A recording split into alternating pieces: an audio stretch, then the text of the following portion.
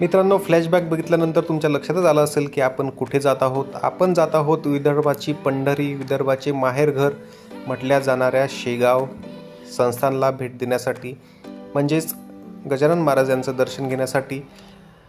खामगाववरून अवघ्या 15 किलोमीटरवरती शेगाव आहे आणि अतिशय सुंदर, स्वच्छ आणि विश्वासूपणाचा नमुना म्हणजे हे शेगाव संस्थान. कुठलाच ढिसाळ कार्यक्रम नाही. नाहीतर आपण कुठल्याही देवस्थानाला जातो, कशा प्रकारे आपल्याला दर्शनासाठी किंवा इतर गोष्टीसाठी ज्या गोष्टी कराव्या लागतात त्या इथे होत नाही. सामान्य असो की VIP असो, तुम्हाला एकाच रांगेतून दर्शन घ्यावं लागते. हे या संस्थांचं सगळ्यात मोठं वैशिष्ट्य आहे. त्यामुळे मित्रांनो, वेळेचा विलंब न करता चला मग आपण एक एक गोष्ट याच्यामध्ये उलगडण्याचा प्रयत्न करू. आता आपण थेट जात आहोत.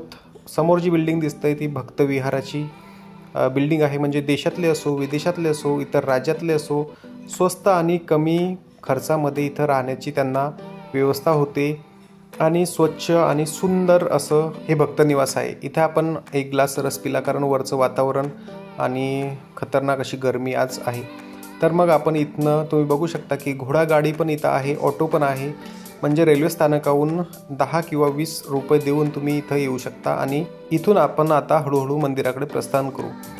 तर मित्रांनो, तुम्ही बघू शकता की यात्रेसारखंच स्वरूप याला 12ही महिने असते, कारण मंदिराच्या आजूबाजूला कित्येक विक्रेते वेगवेगळ्या गोष्टी अलग अलग प्रकारच्या घेऊन उभे असतात. आणि आपल्याला माहिती आहे की बालकापासून तर वयोवृद्धापर्यंत वेगवेगळ्या गोष्टीची प्रत्येकाला आवड असते. कोणी काय शोधते तर कोणी काय शोधते. आता तुम्ही बघू शकता की लहान लहान लेकरं, त्यांना जे आवडतं त्यांच्याकडे त्यांचा ओघ असतो आणि त्याच प्रकारे प्रत्येकजण काही ना काही घेत असतो. त्यामुळे आता तुम्ही बघू शकता की यात्रेचं स्वरूप आहे, जत्रेचं स्वरूप आहे आणि हे 12ही महिने इथे असं हे स्वरूप असते. खेळणी आहे, वेगवेगळे काय उपक्रम आहेत किंवा वेगवेगळ्या गोष्टी इथं विकायला असतात. तिकडे तुम्ही बघू शकता कुल्फी, तिकडे त्याचबरोबर खाण्यासाठी खरबूज, कलिंगड आणि इकडे रेवड्या, त्याचबरोबर इतर घरोपयोगी वस्तू ह्या विक्रीसाठी इथे असतात. बॅग असो, टोपी असो, शाल असो आणि सर्वात महत्त्वाचं म्हणजे इथलीची खाद्य संस्कृती. ते तर आपण पुढे दाखवणारच आहोत. इथं पेरू वगैरे. आता थेट आपण मंदिराकडे जात आहोत. आता लहान लेकरं त्यांच्या तालात असतात, वयोवृद्ध त्यांच्या तालात असतात, तेचबरोबर तरुण त्यांच्या तालात असतात. इथे ज्या प्रकारे लग्न झाल्यानंतर आपण कुलदैवताकडे जातो, आता तसा नवीन संसार थाटल्यानंतर शेगावला प्रत्येक जोडपं इथं येतं आणि गजानन महाराजचं दर्शन घेतल्यानंतरच पुढे आपला संसार सुरू करतो. हे एक आगळं वेगळं वैशिष्ट्य आहे श्री संत गजानन महाराज संस्थानचं किंवा ह्या मंदिराचं. आता आपण इकडे तुम्ही बघू शकता की कचोरी, ते नंतर आपण खाऊ. आधी आता आपण विठोबाकडे प्रस्थान करू. आता इकडे बघू शकता की विविध गोष्टी तुम्हाला घेण्यासाठी आहेत, खरेदी करण्यासाठी आहेत.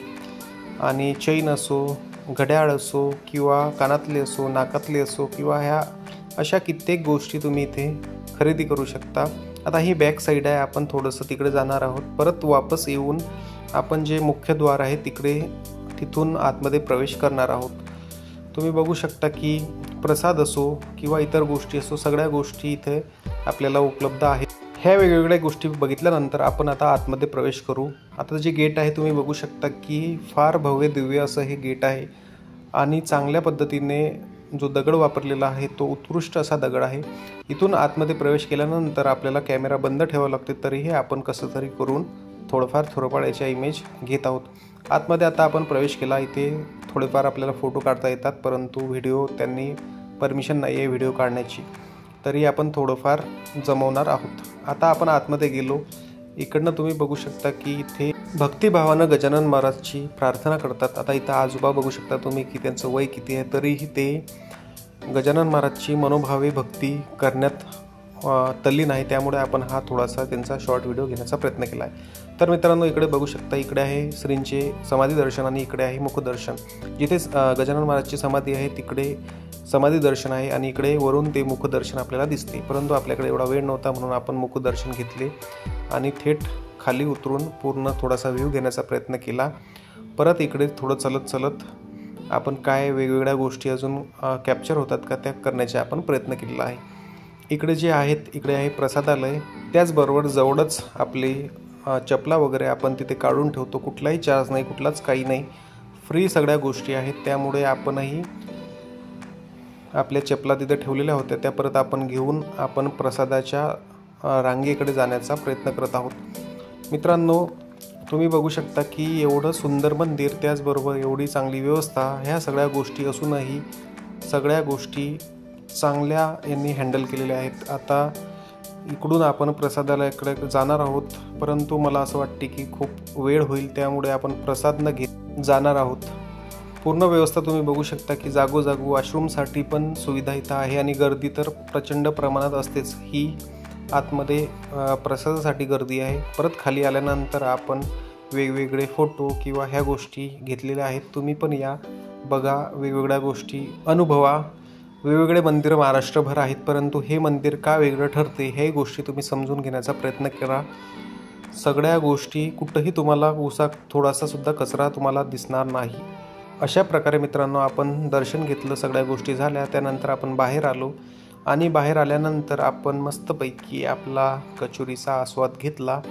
तर तुम्ही पण प्रसिद्ध अशी शेगाव कचोरीसुद्धा खा. पुन्हा एकदा तुम्ही चॅनलला लाईक करा, सबस्क्राईब करा, शेअर करा आणि ही कचोरी आवडीनं, जी कित्येक वर्षापासून इथे प्रसिद्ध आहे, ती खा आणि मजा करा.